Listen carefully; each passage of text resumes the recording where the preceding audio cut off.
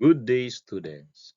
Welcome back to our journey through statistics and probability. I hope you're all ready for another exciting lesson. This is Teacher Eddie, your teacher buddy in statistics and probability. Today, we'll explore the fascinating world of normal distribution and its significance in statistics and probability. Normal distribution is ubiquitous in nature and is a cornerstone of statistical analysis. Let's dive in and uncover its secrets. What is normal distribution? Normal distribution, also known as the Gaussian distribution, is a symmetric probability distribution characterized by its mean and standard deviation. Normal distribution exhibits several key characteristics. It's symmetrical around its mean, forming a distinctive belly shape.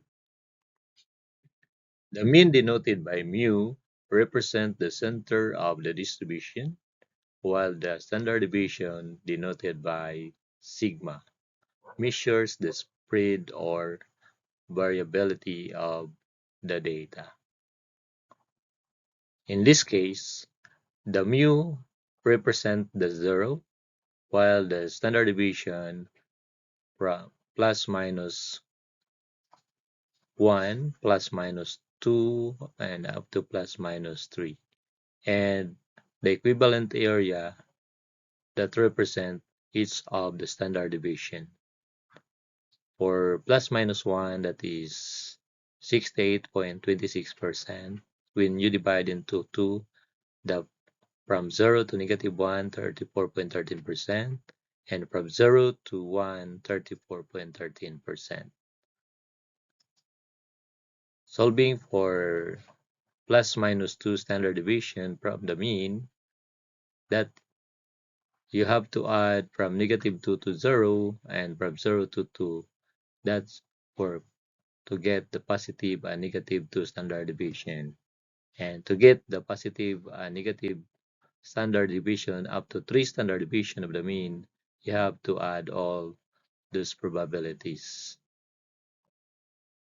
One of the most remarkable features of normal distribution is the empirical rule, also known as 68, 95, 99.7 rule.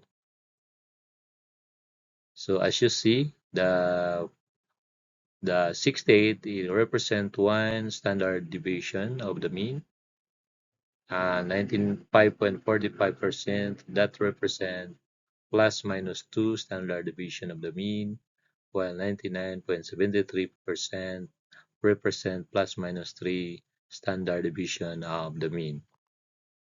This empirical rule is referred as the 3 sigma rule or 68, 95, 99.7 rule. This is a statistical rule which states that for a normal distribution, almost all observed data will fall within 3 standard deviations of the mean or average. Empirical rule can be applied for a symmetrical bell-shaped frequency distribution. Empirical rule is known as the 3 sigma rule, the range within which approximate percentage of values of the distribution are likely to fall within a given number of standard deviation from the mean, is determined below.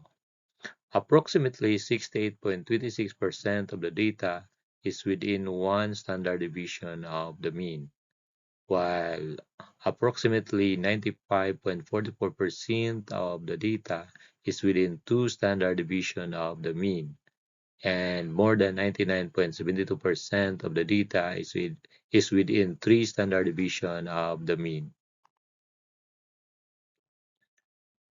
Let's take an example on how to use this empirical rule. Example 1.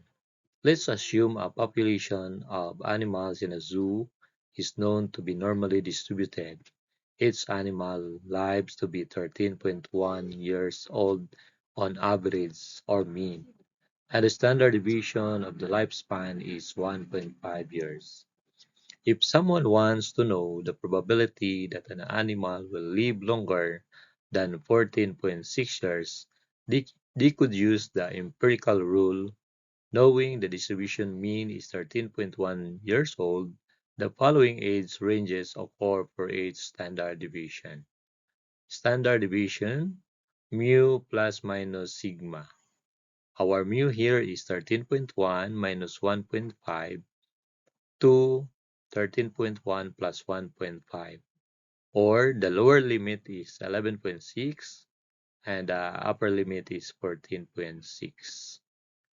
Another two standard deviations. So the mu plus minus 2 sigma. So we calculate 13.1 minus 2 times 1.5 up to 13.1 plus 2 times 1.5, or that would be 10.1 to 16.1. Three standard deviations of the mean, meaning to say you have to add or subtract the mean 13.1 minus 3 times 1.5 up to 13.1 plus 3 times 1.5, or that is equivalent 8.6 to 17.6. This problem needs to calculate the total probability of the animal living 14.6 years or longer. The empirical rule shows that 68% of the distribution lies within one standard deviation, in this case from 11.6 to 14.6 years. Thus, the remaining 32% of the distribution lies outside this range. Half lies above 14.6 and half lies below 11.6. So the probability of the animal living for more than 14.6 is 16%. This will be calculated by divided by 2, the 32%. Time to practice the use of empirical rule. Suppose in example 2, you assume instead that an animal in the zoo lives to an average of 10 years of age, with a standard deviation of 1.4 years. Assume the zookeeper attempts to figure out the probability of an animal living for more than 7.2 years. You may show your solution, and for your answer key, see the last part of this video.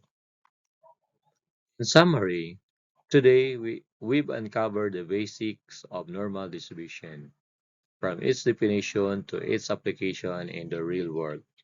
I encourage you to explore more about normal distribution and its application in our next lesson. We'll delve deeper into statistical inference. Thank you for joining me in this lesson. If you have any questions or feedback, feel free to leave them in the comments below. Don't forget to subscribe and hit the like button if you found this video helpful. Until next time, happy learning!